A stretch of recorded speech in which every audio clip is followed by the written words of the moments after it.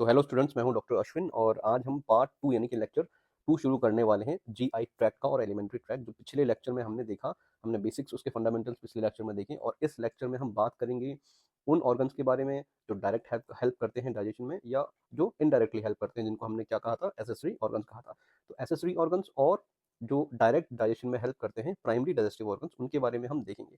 उसमें हमारा जो एरिया आता है वो है tongue, mouth, salivary glands and teeth. इनके बारे में आज हम पढ़ने वाले हैं। तो आइए शुरू करते हैं हमारा आज का part 2।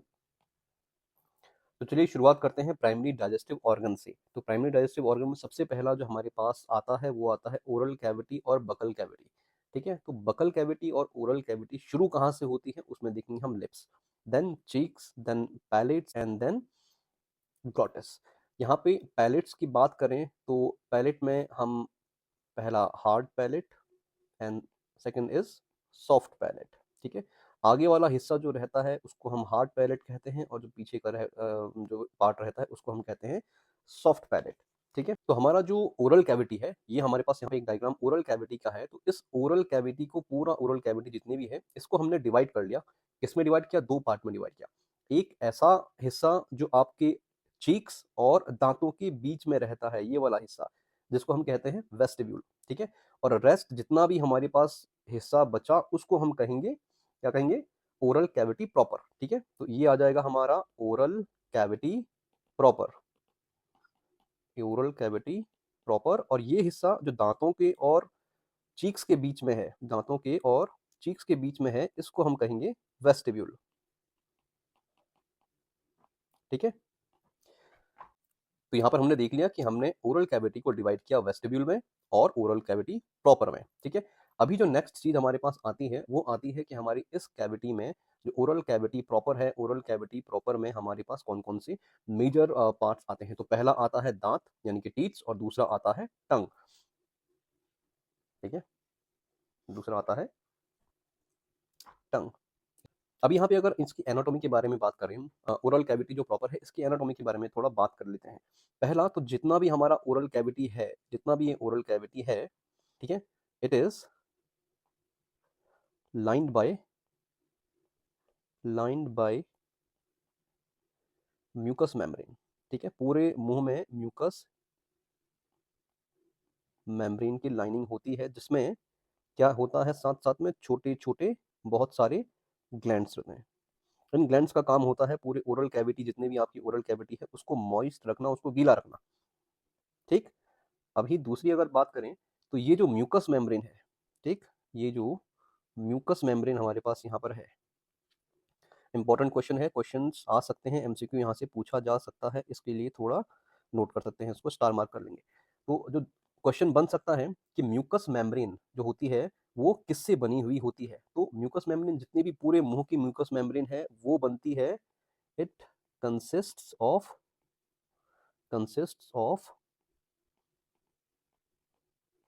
Keratinised squamous epithelium. Keratinized squamous epithelium से कवर होती है पूरी की पूरी म्यूकस मेम्ब्रेन। एक क्वेश्चन तो यहाँ से ये आ सकता है। दूसरा क्वेश्चन क्या आ सकता है, पूरे मुंह में एक्सेप्शन, यहाँ हमारे पास क्या है, एक्सेप्शन है। कौन सा एक्सेप्शन है? हमारे पास 3 एक्सेप्शन ऐसे हैं जिसमें केराटिनाइज्ड स्क्वेमस एपिथेलियम नहीं होता है। तो एग्जांपल में क्या है, पहला हमारे पास hard palate, first, second is lips and third, तीसरा है जिंजीवा। जिंजीवा किसको बोलते हैं? जिंजीवा बोलते हैं गम्स को।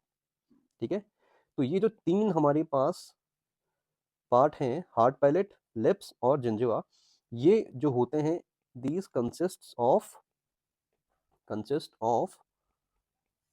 Non keratinized squamous epithelium, non keratinized squamous epithelium. तो यहाँ से क्वेश्चन आ सकता है, इंपॉर्टेंट है, इन तीनों को याद रखना है, स्टार मार्क करके इसको इंपॉर्टेंट आप मार्क कर सकते हैं। तो ये बेसिक हमारे पास जो एनाटॉमिकल जो स्ट्रक्चर्स थे उसके बारे में था। एक चीज़ और याद रखनी है जो क्वेश्चन के रूप में पूछा जा सकता है, एमसीक्यू के लिए इंपॉर्टेंट हो सकता है, स्टार मार्क कर लेंगे इसको, वो है कि हमारे मुंह के अंदर लिम्फोइड ऑर्गन या लिम्फोइड टिश्यू कौन से लिम्फोइड टिश्यू प्रेजेंट होते हैं आपके माउथ के अंदर। तो इसके दो एग्जांपल हमेशा याद रखने हैं। First one is tonsils and second is adenoids. तो ये दो एग्जांपल इंपॉर्टेंट एग्जांपल हैं किसके, lymphoid tissue in your mouth के। ठीक है, अभी आपके माउथ के अंदर, इनसाइड योर माउथ, एक हेल्थी फ्लोरा बनाने के लिए क्या होता है, बहुत सारे माइक्रो ऑर्गेनिजम्स रहते हैं उसमें। तो माइक्रो ऑर्गेनिजम्स प्रेजेंट होते हैं आपके मुंह में, जो कि हेल्प करते हैं किसमें, हेल्प्स इन डाइजेशन, खाने को हजम करने में भी ये मदद करते हैं। उनमें से सबसे इंपॉर्टेंट जो माइक्रो ऑर्गेनिज्म याद रखना है, जो बैक्टीरिया इंपॉर्टेंट याद रखना है, that is lactobacillus, lactobacillus acidophilus, lactobacillus acidophilus important example है, इसको याद रखना है। अब ये करता क्या है, ये करता है फर्मेंटेशन, ये फर्मेंटेशन करता है, किसका करता है भी फर्मेंटेशन, मिल्क का, और मिल्क में भी किसका करता है, शुगर का। तो दूध में जो शुगर प्रेजेंट होती है उसका फर्मेंटेशन करता है और बनाता है लैक्टिक एसिड, लैक्टिक एसिड बनाता है। तो ये इंपॉर्टेंट है, याद रखना है इसको कि लैक्टोबैसिलस एसिडोफिलस आपके माउथ में मिलता है, जो कि शुगर का, जो कि मिल्क में प्रेजेंट होता है, उसका फर्मेंटेशन करके लैक्टिक एसिड बना लेता है। ये आपका हेल्थी फ्लोरा मेंटेन करने में मदद करता है, इसके बारे में आपको याद रखना है। तो ओरल कैविटी के बारे में यहाँ पर हमारे पास इतना ही हम याद रखेंगे, और इसको बार बार आपको रिवाइज करते रहना है। और कोई क्वेश्चन होता है तो मुझसे कमेंट बॉक्स में आप पूछ सकते हैं। अगला आते हैं हम, जो स्ट्रक्चर है वो है इंपॉर्टेंट, विच इज टीथ्स, यानी कि दांत। तो दांत के बारे में क्या है, क्या आपको याद रखना है, उसके बारे में देख लेते हैं। तो दांत, और इसको बोलते हैं पेरिडोंटल टिश्यू। यहाँ पे हमने एक डायग्राम लिया है टीथ का, पहले देख लेते हैं कि हमारे टीथ के जो स्ट्रक्चर्स होते हैं वो कैसे होते हैं, उसमें क्या क्या इंपॉर्टेंट याद करने के लिए है। तो फर्स्ट वन इज क्राउन, देखिए ना यहाँ पे क्राउन लिखा है, ठीक है। सेकंड यहाँ पे रूट लिखा है, लेकिन थर्ड, बिटवीन क्राउन और रूट, इसके बीच में क्या होता है, नेक, इसके बीच में क्या होता है, नेक। तो नेक कौन सा हिस्सा है, नेक वो वाला हिस्सा है जो क्राउन और रूट के बीच में प्रेजेंट है, पहला। और ऐसा हिस्सा जहां आपका क्राउन आपके रूट में एंटर हो रहा है, यानी कि आपके गम्स में एंटर हो रहा है, वो हिस्सा हो जाएगा, ठीक है। तो यहाँ पर हमने देख लिया कि तीन मेजर हिस्से हमने यहाँ पे अभी देखे। क्राउन है जो विजिबल है, जो दिख रहा है, व्हाइट कलर का है, ये क्राउन है। देन रूट जो एम्बेडेड है, यानी कि आपके गम्स, आपके मसूड़ों के अंदर है, वो दिखता नहीं है, वो रूट हो जाएगा। Then neck, neck is bilateral crown of foot. Then neck is between crown and foot, तो क्राउन और फुट के बीच में जो होगा वो क्या होगा, नेक होगा। अब बात करेंगे कि दांत बनते कैसे हैं। तो तीन चीजें हैं जिनसे दांत बनते हैं, ठीक है, तीन तीन टिश्यू हैं जिनसे टीथ का फॉर्मेशन होता है, जिनमें से पहला है इनेमल, दूसरा है डेंटिन, और तीसरा है सीमेंटम। ये तीनों चीजें याद रखनी है। इसके बारे में थोड़ा बहुत देख लेते हैं। इनेमल, इनेमल के बारे में अगर देखें तो बहुत इंपॉर्टेंट है। पहला तो इनेमल याद रखना है, इनेमल क्या है, enamel is hardest substance, hardest substance in body. ये क्वेश्चन डायरेक्टली पूछ सकते हैं कि आपकी बॉडी में सबसे हार्डेस्ट सब्सटेंस क्या है, तो दैट इज इनेमल, जो कि दांत के सबसे बाहर वाली कवर है। Second is dentin, again dentin भी याद रख सकते हैं। डेंटिन क्या है, ये एक कैल्सिफाइड, कैल्सिफाइड कनेक्टिव टिश्यू है, ठीक है, कैल्सिफाइड कनेक्टिव टिश्यू है, जिसमें 70% तक कैल्शियम मिलता है, 70% तक कैल्शियम मिल सकता है। किसमें मिल सकता है, डेंटिन में मिल सकता है, ठीक है। तो सीमेंटम, सीमेंटम क्या है, सीमेंटम इज मिनरलाइज्ड, मिनरलाइज्ड टिश्यू है जो कवर करता है रूट को, रूट ऑफ टीथ। तो दांत की जो जड़ें होती है उसको कवर करने का काम जो करता है वो करता है सीमेंटम, ठीक है। तो तो पल्प के बारे में आप इतना याद रखिए, पहले देख लीजिए। तो पल्प के बारे में एक चीज़ याद रखनी है, पहले देख लीजिए पल्प है कहाँ पे। ये बिल्कुल ये रहा पल्प, ठीक है, बिल्कुल कोर में है, जहाँ पे आपकी वेसल्स, नर्व्स वगैरह सब रहती हैं, रूट कैनाल वगैरह सब कुछ रहता है इसमें। तो इसके बारे में सिर्फ एक चीज़ आपको जो याद रखनी है वो है कि pulp is composed of connective tissue. किससे बना है पल्प? कनेक्टिव टिश्यू से बना है, ठीक है। तो दांतों के स्ट्रक्चर के बारे में आपको इतना ज़रूर याद रखना है, मिनिमम टू मिनिमम इतना तो याद रहना ही चाहिए, कुछ और है या नहीं है। तो आप देखेंगे कि इंसानों में कितने सेट टीथ निकलते हैं और उनका डेंटल फॉर्मूला क्या होता है। ये डेंटल फॉर्मूला आखिर होता क्या है, इसके बारे में थोड़ा बात कर लेते हैं। तो देखिए इंसानों में क्या होता है कि 2 बार दांत निकलते हैं, ठीक है, 2 बार दांत निकलते हैं। इस प्रॉपर्टी को हम क्या बोलते हैं? डायफायोडोंट। डायफायोडोंट यानी कि एक लाइफ टाइम में इंसानों के 2 बार दांत निकलते हैं। पहले तब जब वो बच्चा होता है, जिसको दूध के दांत हम जनरली बोल देते हैं, दैट इज प्राइमरी टीथ या फिर डेसिडुअस टीथ। और दूसरी बार निकलते हैं तो उसको सेकेंडरी टीथ या फिर परमानेंट टीथ बोलते हैं। तो जो प्राइमरी टीथ या डेसिडुअस टीथ या फिर दूध के दांत जिसको बोलते हैं, उनका होता है कितना? 20। वो 20 नंबर होते हैं, यानी कि 20 दांत ऐसे हैं जो कितनी बार निकलते हैं? 2 बार निकलते हैं। और 32 दांत ऐसे हैं जो कि परमानेंट टीथ है, जो सिर्फ एक बार ही निकलते हैं। बट अगेन इसमें भी एक एक्सेप्शन है। पहला तो डायफायोडोंट को याद रखना है, इंपॉर्टेंट क्वेश्चन है, पूछा जा सकता है, डायरेक्ट क्वेश्चन है। दूसरा, इसमें अब एक्सेप्शन क्या है? एक्सेप्शन का मतलब जो इस थ्योरी को नहीं मानता कि इंसानों के सारे दांत डायफायोडोंट है। तो दूसरा जो एक्सेप्शन है, मतलब जो एक्सेप्शन की बात कर रहे हैं, वो है मोनोफायोडोंट। मोनोफायोडोंट यानी कि एक बार ही दांत निकल रहे हैं। ऐसा कौन से वो चीज दांत हैं जो एक बार ही निकलते हैं? तो इंसानों में अगर देखें तो थर्ड मोलर एंड प्रीमोलर, ठीक है, थर्ड मोलर एंड प्रीमोलर जो टीथ होते हैं वो मोनोफायोडोंट के एग्जाम्पल हैं, वो मोनोफायोडोंट है। ये इंपॉर्टेंट है, क्वेश्चन डायरेक्टली पूछा जा सकता है इसके ऊपर कि मोनोफायोडोंट कौन से दांत होते हैं। तो third molar and pre molar are monophyodont. बाकी सारे के सारे जितने भी हमारे दांत हैं वो सारे के सारे क्या हैं? वो है डायफायोडोंट, यानी कि 2 बार निकलते हैं।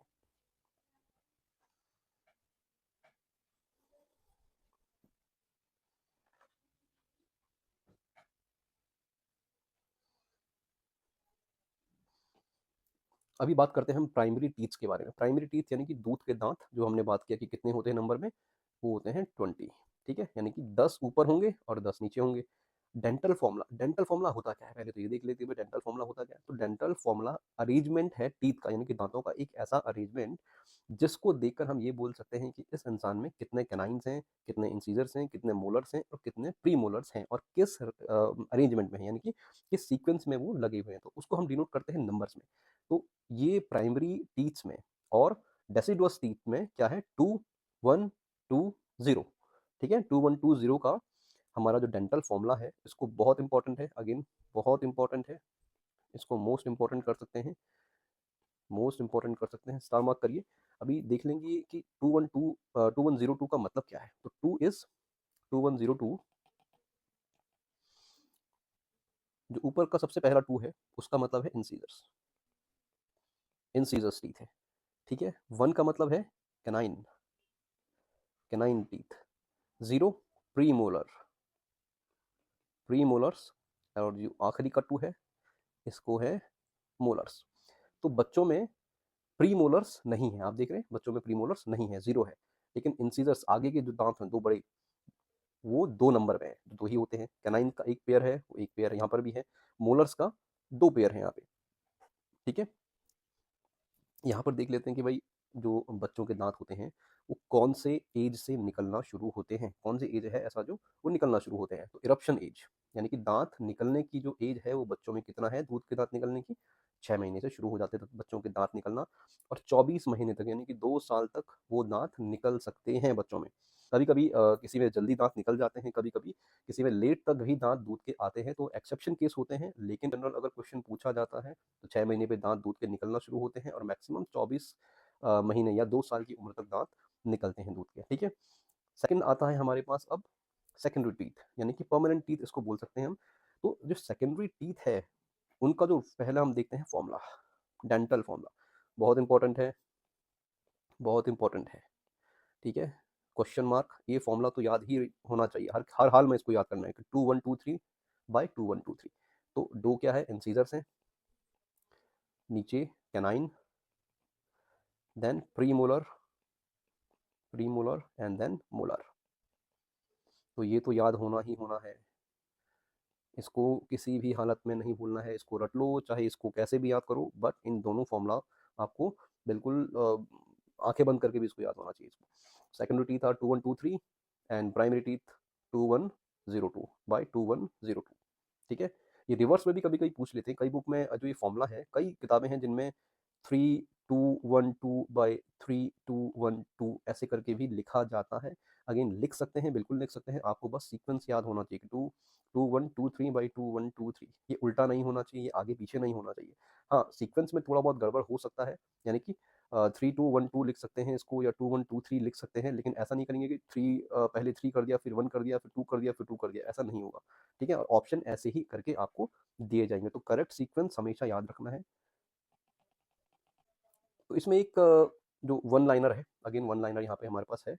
ये वन लाइनर क्या है, थर्ड मोलर। ये तो मुझे लगता है सबको ही पता होगा, विजडम टीथ के बारे में बोलते हैं, जिसको अक्ल दाढ़ बोलते हैं कि अक्ल दाढ़ आ रही है, तो third molar is wisdom tooth और अक्ल दाढ़। ठीक है, तो यहाँ पे मैंने मेंशन कर दिया कि थर्ड मोलर और प्री मोलर क्या होता है, उनको मोनोफाइडोंट एक बार निकलते हैं, अपनी लाइफ टाइम में एक बार निकलते हैं, और ये एक्सेप्शन है दोनों के दोनों, क्योंकि ह्यूमंस के जितने भी पेयर ऑफ टीथ होते हैं वो डाइफाइडोंट होते हैं, सिवाय इन दोनों के। तो अगेन इंपॉर्टेंट है, याद रखना है इसको। एक इंपॉर्टेंट चीज जो है यहाँ पे वो है start erupting at age 6 to 7 years, यानी कि जो परमानेंट टीथ होते हैं वो कब से निकलना शुरू होते हैं, 6 से 7 साल की उम्र के बीच ये दांत जो परमानेंट वाले होते हैं वो निकलना शुरू होते हैं, और 23-24 साल की उम्र तक पूरे के पूरे परमानेंट सेट हमारे दांतों के आ जाते हैं। अगेन एक्सेप्शन होते हैं, कई बार 28 से 30 साल की उम्र में भी देखा गया है, और कई बार जो परमानेंट टीथ होते हैं वो 8-9 साल तक भी आते हैं, और किसी किसी में जल्दी भी आ सकते हैं, बट एवरेज ये है, एवरेज एज आपको याद रखना है। क्वेश्चन में अगर पूछा जाता है, एमसीक्यू में पूछते हैं, तो आपको यही एज याद रखना है, यही आपको मार्क करके आना है। तो अब एक इंपॉर्टेंट स्ट्रक्चर टंग के बारे में बात करते हैं। ठीक है, तो टंग क्या होता है, कहाँ कहाँ प्रेजेंट रहता है, ओरल कैविटी प्रॉपर में, वेस्टिब्यूल में नहीं मिलता है, ये मिलता है ओरल कैविटी प्रॉपर में। एक बहुत मस्कुलर ऑर्गन है जो कि आपके फ्लोर, यानी कि फ्लोर ऑफ माउथ से अटैच रहता है, यानी कि आपका जो फ्लोर है माउथ का उससे अटैच रहता है, और किस चीज से अटैच रहता है, ये रहता है लिंगुअल फ्रेनुलम से। लिंगुअल फ्रेनुलम, लिंगुअल फ्रेनुलम देखने के लिए हम ऊपर चलते हैं थोड़ा, और यहाँ पर देखते हैं व्हाट इज लिंगुअल फ्रेनुलम। तो यहाँ पर ये जो स्ट्रक्चर आप देख रहे हैं इसको बोलते हैं लिंगुअल फ्रेनुलम। ठीक है, ये क्या करता है, फ्लोर ऑफ माउथ से आपकी टंग को जोड़ के रखता है। ठीक है, इससे क्या फायदा है, इससे फायदा ये है कि आपका जो टंग है वो आपकी बगल कैविटी में ही रहती है। अगर ये फ्रेनुलम इसको अटैच करके ना रखें तो ये बैक साइड आपकी लैरिंक्स में या फेरिंक्स में फॉल हो सकती है, टंग फॉल जिसको कहते हैं, जिससे आपके सांस लेने की जो नली है वो बंद हो सकती है और आपकी जान को खतरा हो सकता है इससे। लिंगुअल फ्रेनुलम इंपॉर्टेंट स्ट्रक्चर है, इसका काम है connects tongue to floor of mouth. ठीक है, मुंह का जो फ्लोर है उससे कनेक्ट करके रखता है, अटैच करके रखता है इसको, टंग को आपकी। बट इसमें कुछ कंडीशंस हैं, अभी कंडीशंस के बारे में अभी देख लेते हैं। कभी कभी ये जो लिंगुअल फ्रेनुलम होता है, ये लिंगुअल फ्रेनुलम जो होता है वो रिजिड हो जाता है, यानी कि बहुत या तो छोटा हो जाएगा या तो बहुत ज़्यादा फ्लेक्सिबल नहीं रहेगा। क्योंकि अगर ये फ्लेक्सिबल रहता है, इसीलिए आपकी टंग इधर उधर मूव करती है, इसलिए आप आपकी स्पीच इतनी अच्छी आप बोल पाते हो, क्योंकि आपकी जो टंग है वो फ्री है। बट अगर ये रिजिड हो गई, अगर ये छोटी हो गई या बहुत टाइट हो गई, तो इसमें क्या होता है, उस कंडीशन को जो होता है उस कंडीशन को क्या बोलते हैं हम, एनकाइलोग्लोसिया। एनकाइलोग्लोसिया, एनकाइलोग्लोसिया एक ऐसी कंडीशन है जिसमें आपका लिंगुअल फ्रेनुलम कैसा हो जाता है, रिजिड हो जाता है, रिजिड हो जाता है, जिसकी वजह से आपको स्पीच इम्पेयरमेंट स्पीच इम्पेयरमेंट होने लगती है, जिसको आप बोलते हैं थुतला के बोलना, या फिर ठीक से बोल नहीं पा रहा है बच्चा। तो उन बच्चों में देखा गया है कि ये जो लिंगुअल फ्रेनुलम है उसका क्या हो जाता है, उसका बहुत वो रिजिड हो जाती है या बहुत शॉर्ट हो जाती है, इस वजह से उनको स्पीच यानी कि बोलने में भी परेशानी आती है, जिस कंडीशन को बोलते हैं हम एनकाइलोग्लोसिया। ठीक है, कभी कभी देखा होगा जो टंग है हमारी, पूरा टंग बिल्कुल रेड हो जाती है, उसमें इन्फेक्शन हो जाता है या इन्फ्लामेशन हो जाता है, तो उसको क्या बोलते हैं उस कंडीशन को, तो इन्फ्लामेशन टू टंग, क्या बोलते हैं उसको, ग्लोसाइटिस। ग्लोसाइटिस उस कंडीशन को बोलते हैं हम ग्लोसाइटिस। इन्फ्लामेशन और infection to tongue is glossitis. ये चीज कॉमन है, याद रखना है, इसको पूछ सकते हैं।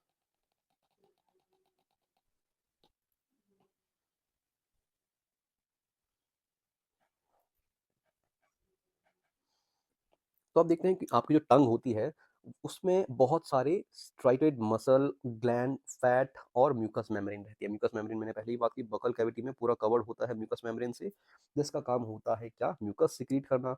म्यूकस मेम्ब्रेन का काम क्या है, सिक्रीट्स म्यूकस, जिसका काम है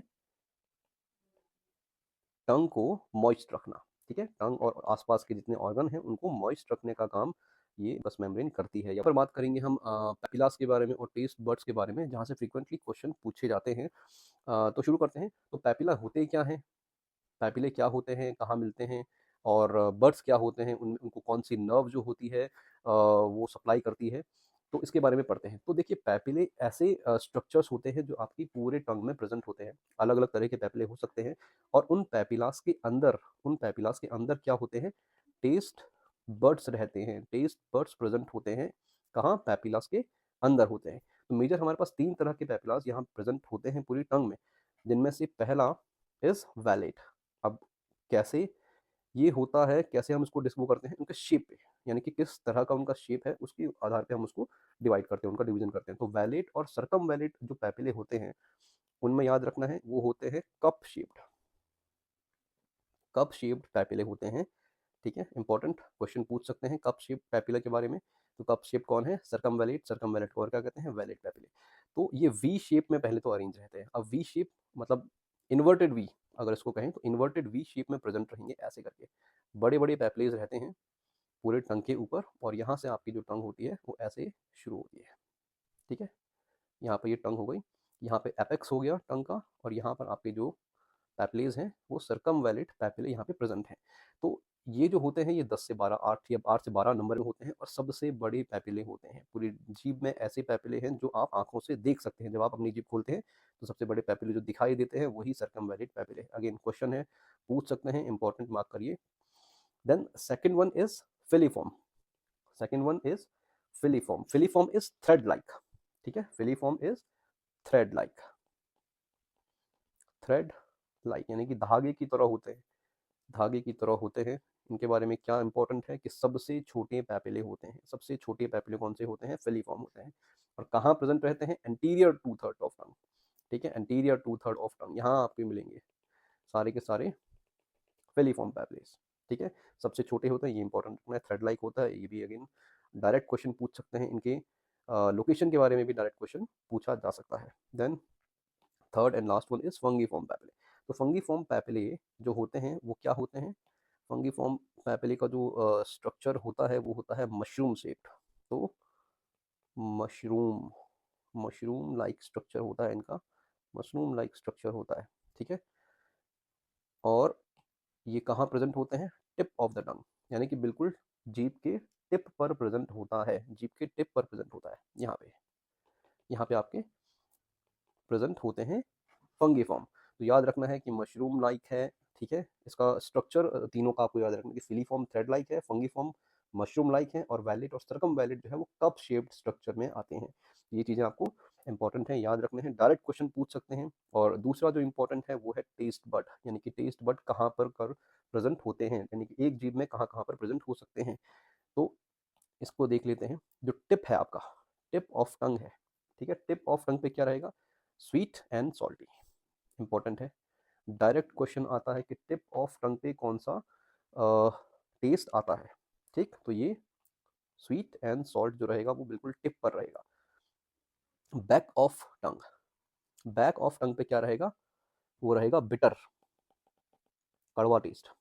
ठीक है, एंड टंग के साइड्स में वो रहेगा सॉर, सॉर टेस्ट। ठीक है, ये याद रखना है, इसके ऊपर डायरेक्ट कभी कभी क्वेश्चन पूछा जा सकता है। एक टेस्ट बड है,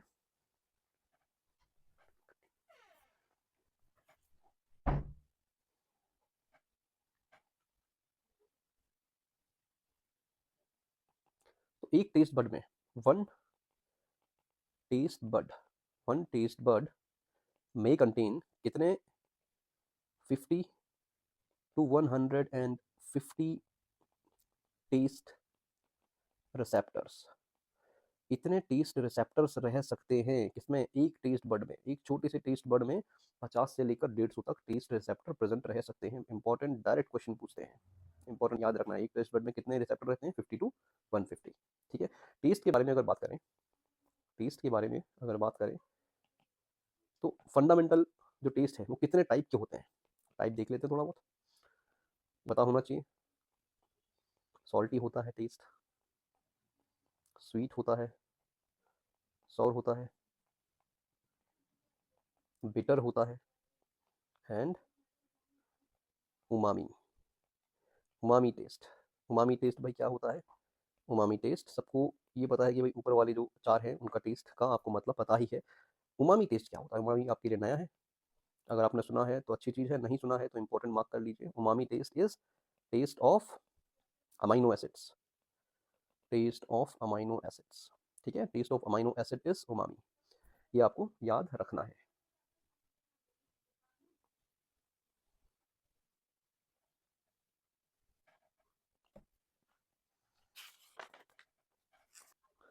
तो आज का लास्ट टॉपिक है हमारे पास सैलिवरी ग्लैंड्स, जो कि एसेसरी ऑर्गन्स का सबसे हमारा आखिरी पार्ट है। तो देखते हैं सैलिवरी ग्लैंड होती क्या है। सैलिवरी ग्लैंड एक तरह से एक्सोक्राइन ग्लैंड होती है। अभी ग्लैंड दो तरह की होती है, पता ही होगा आप लोगों को कि पहला होता है exocrine and second one is endocrine.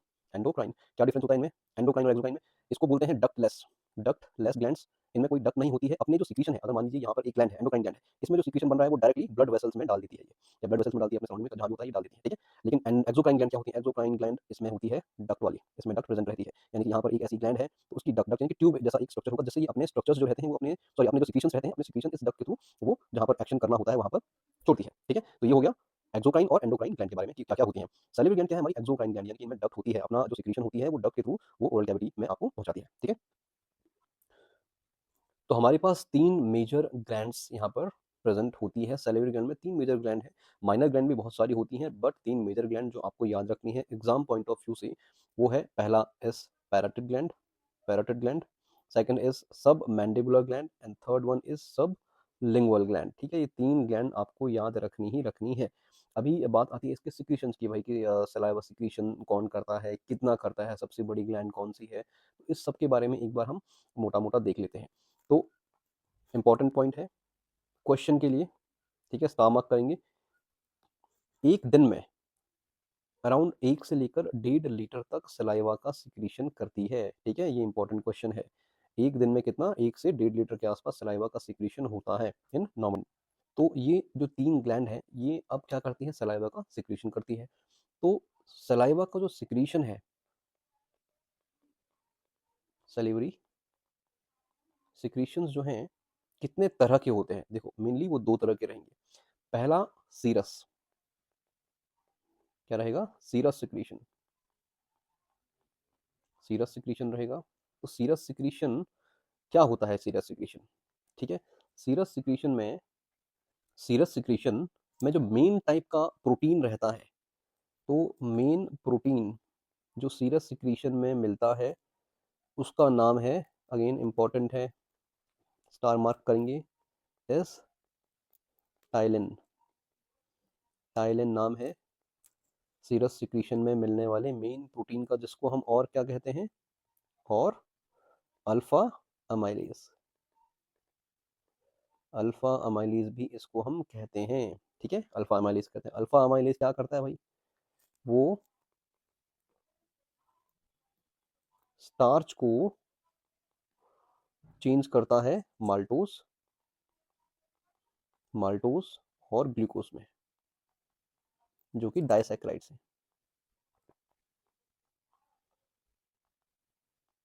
ठीक है, याद रखना है, सीरस सिक्रीशन है, सीरस सिक्रीशन में क्या होता है, मेन टाइप का जो प्रोटीन है वो टाइलिन बोलते हैं, और टाइलिन को और क्या बोलते हैं, अमाइलेज बोलते हैं। अमाइलेज का काम या टाइलिन का काम क्या होता है कि वो स्टार्च को माल्टोज एंड ग्लूकोज में कन्वर्ट कर देता है, आपके मुंह में ही करेगा ये सब कुछ जितना भी होता है। इन दोनों को हम क्या बोलते हैं, ये दोनों क्या है, ये डाइसैकेराइड्स हैं। ठीक है, तो इतना कुछ याद रखना है आपको किसके बारे में, सीरस सिक्रीशन के बारे में। जो पहला सिक्रीशन है, पहला टाइप है सैलिवरी सिक्रीशन का। जो सेकंड हमारे पास सिक्रीशन है वो है म्यूकस सिक्रीशन, म्यूकस सिक्रीशन। तो म्यूकस सिक्रीशन में क्या होगा, इसमें जो मेन प्रोटीन है, मेन प्रोटीन जो रहेगा उसको क्या बोलेंगे हम, अगेन इंपॉर्टेंट, म्यूसिन इंपॉर्टेंट है। क्वेश्चन आते हैं यहाँ से, डायरेक्ट क्वेश्चन आते हैं कि म्यूकस सिक्रीशन में सबसे मेन प्रोटीन कौन सा है, या म्यूसिन प्रोटीन किस जो है सिक्रीशन का पार्ट है, ठीक है, किस में मिलता है, तो किस में मिलता है ये मिलता है म्यूकस में, ठीक है, नाम है इसका म्यूसिन। म्यूसिन, अब इसका काम क्या होता है जी, इसका म्यूसिन बन रहा है तो कुछ काम भी होगा, it acts as a lubricant, lubrication में काम करता है, ल्यूब्रिकेंट, ठीक है, तो acts as a lubricant. Mucin क्या है, ल्यूब्रिकेंट है। आगे इंपॉर्टेंट है क्वेश्चन के लिए, एमसीक्यू डायरेक्टली पूछे जा सकते हैं, तो इसको याद रखना है अच्छे से, ठीक है। अब यहाँ देखेंगे कि सैलिवरी सिक्रीशन जो आपका है, सैलिवरी सिक्रीशन जो है क्या है, वो सैलिवरी सिक्रीशन क्या है और कैसे होता है, ठीक है, तो salivary secretion is a parasympathetic stimulation. Parasympathetic stimulus system जो है उसका नतीजा है, उसका रिजल्ट है कि सलाइवा सिक्रीट होता है, ठीक है, इंपॉर्टेंट है, क्वेश्चन के फॉर्म में पूछा जा सकता है, एमसीक्यू के लिए इंपॉर्टेंट, ठीक है। सैलिवरी फॉर्मेशन या salivary secretion is parasympathetic stimulation as a result of parasympathetic secretion, ऐसा भी पूछ सकते हैं, ठीक है। और ये भी अगेन इंपॉर्टेंट क्वेश्चन, ये भी इंपॉर्टेंट है एमसीक्यू के लिए। सबसे एक्टिव न्यूरोट्रांसमीटर, सबसे एक्टिव न्यूरोट्रांसमीटर किसमें, इन सिक्रीशन ऑफ सलाइवा, वो क्या है, एसिटाइलकोलिन। एसिटाइलकोलिन सबसे एक्टिव न्यूरोट्रांसमीटर है in the secretion of saliva, ठीक है, which is a parasympathetic stimulation. ये चीज़ें याद रखनी है, ठीक। यहाँ पर हमने एक डायग्राम में पैरोटिड ग्लैंड, सबलिंगुअल और सबमैंडिबुलर ग्लैंड, इन तीनों ग्लैंड का लोकेशन दिखाया है यहाँ पे हमारे पास। ये पैरोटिड हो गया, जिस जिस डक्ट की मैं बात कर रहा था, ये देख रहे हैं, ये डक्ट है, ये डक्ट है ना, यहाँ पर इसकी डक्ट है, तो ये डक्ट के थ्रू ही अपना जो सिक्रीशंस होता है वो ओरल कैविटी में डालती है, ठीक है, इसीलिए हम इसको क्या बोलते हैं, एक्सोक्राइन ग्लैंड बोलते हैं। कुछ इंपॉर्टेंट पॉइंट्स देख लेते हैं जो आपको याद होने चाहिए कि पीएच कितना होता है सलाइवा का। पीएच होता है अराउंड 6.35 टू 6.85, ठीक है, 6.35 टू 6.85 ये उसका क्या होता है, पीएच होता है। और वाटर, कितना परसेंट वाटर रहता है सलाइवा में, अराउंड 99.5%, अगेन इंपॉर्टेंट है, 99.5% सिर्फ वाटर कंटेंट रहता है उसमें, ठीक है, ये याद रहना है।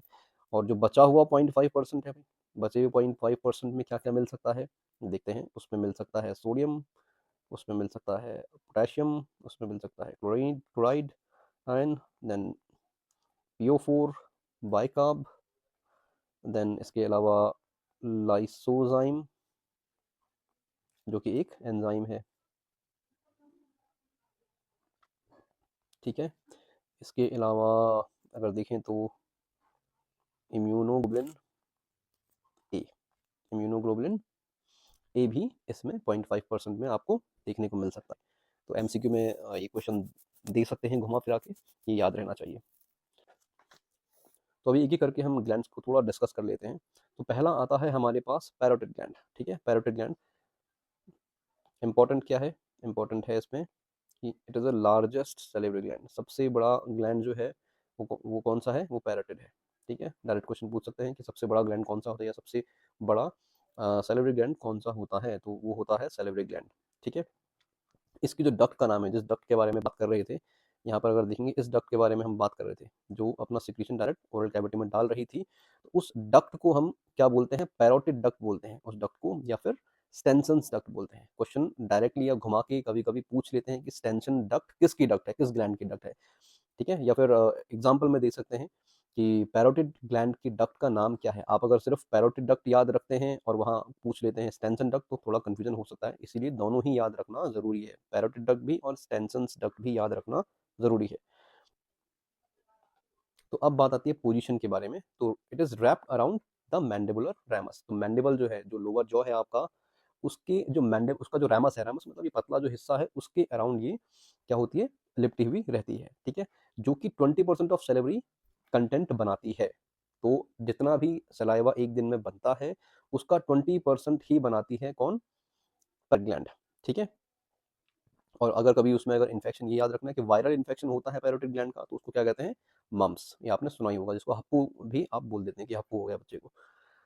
बात करते हैं सब मैंडिबुलर ग्लैंड की। पहले सब मैंडिबुलर ग्लैंड को हम सब मैक्सिलरी ग्लैंड भी बोलते थे, तो कंफ्यूज नहीं होना है। कभी कभी अगर पूछ ले कि सब मैक्सिलरी ग्लैंड, तो सब मैक्सिलरी और सब मैंडिबुलर दोनों एक ही ग्लैंड है। तो अगेन ये एक मेजर ग्लैंड है, और इसका जो सिक्रीशंस होता है, जो ये सिक्रीशन करती है, जिसके बारे में अभी हमने पढ़ा कि सीरस और म्यूकस काइंड का सिक्रीशन बनाती है। तो ये जो ग्लैंड है, सब मैक्सिलरी ग्लैंड या फिर सब मैंडिबुलर ग्लैंड है, इसका जो सिक्रीशन होता है वो दोनों ही होता है, सीरस भी करती है और म्यूकस भी, यानी कि मिक्स्ड काइंड ऑफ जो होता है सिक्रीशन करती है ये ओरल कैविटी में किस डक्ट की उसमें थ्रू जाती है? सब मैंडिबुलर डक्ट, या सब मैंडिबुलर डक्ट को हम क्या बोलते हैं? Wharton's duct. सब मैंडिबुलर डक्ट को बोलते हैं वार्टन्स डक्ट। अगेन इंपॉर्टेंट है, पूछ सकता है, ठीक है, एमसीक्यू के लिए इंपॉर्टेंट। तो कितना सिक्रीशन करता है ये, यहाँ से देखें तो हमने पैरोटिड का देखा कि 20% सिक्रीट करा, 20% ही अपना टोटल जितना भी आपका सिक्रीशन होता है उसका 20% बनाता है। लेकिन सब मैंडिबुलर ग्लैंड 70% ऑफ सलाइवा बना रहा है, 70% सलाइवा अकेले ही बना रहा है ये, ठीक है। और इसका पोजीशन क्या है? 2 fingers above Adam's apple. Adam's apple आपका वॉइस बॉक्स हो गया, तो आपके गले के जस्ट ऊपर, 2 फिंगर ऊपर इसका पोजीशन रहता है। तो ये चीज़ याद रखनी है। तो लास्ट में आता है हमारे पास सबलिंगुअल ग्लैंड्स, जो कि 2 से 3 ग्राम का ग्लैंड है और आपकी जीभ के जस्ट नीचे ही प्रेजेंट होता है।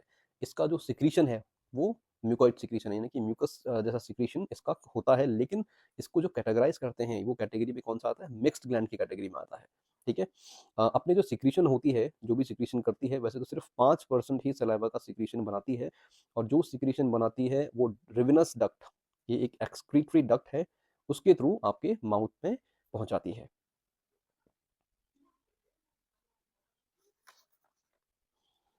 तो एक और पॉइंट आपको याद रखना है, वो ये है कि 2020 में फोर्थ फोर्थ पेयर, एक चौथा पेयर सैलिवरी ग्लैंड का एक फोर्थ पेयर आइडेंटिफाई किया गया, जिसको हमने बोला ट्यूबेरियल ग्लैंड। ये भी एक टाइप का सैलिवरी ग्लैंड भी है, बट अभी भी इसके ऊपर रिसर्च होनी बाकी है, और टू बी कंफर्म्ड, ये कंफर्म होना अभी बाकी है। तो ये आपको जस्ट याद रखना है कि ट्यूबेरियल ग्लैंड क्या है? काइंड ऑफ सैलिवरी ग्लैंड है। तो आज के लिए इस लेक्चर में इतना ही। नेक्स्ट लेक्चर में हम देखेंगे ईसोफेगस के बारे में, स्टमक के बारे में, large and small intestine, large and small intestine, and rectum के बारे में। यहाँ पर हम नेक्स्ट लेक्चर में पढ़ेंगे। उसके बाद हम ऑर्गन्स पे जाएंगे, उसके बाद ऑर्गन्स को हम थोड़ा डिटेल्स में पढ़ेंगे, जिसमें हमारा liver, pancreas, kidneys, heart, lungs etcetera. तो अगर आपको ये लेक्चर्स पसंद आ रहे हैं, कोई क्वेश्चंस हैं, या आप चाहते हैं कोई मैं टॉपिक या कुछ और इसमें इम्प्रूव कर सकता हूं, तो आप कमेंट बॉक्स में मेरे को बता सकते हैं। कोई क्वेश्चंस इसके अलावा भी रहते हैं तो वो भी कमेंट बॉक्स में मुझे आप क्वेश्चन कर सकते हैं। Thank you.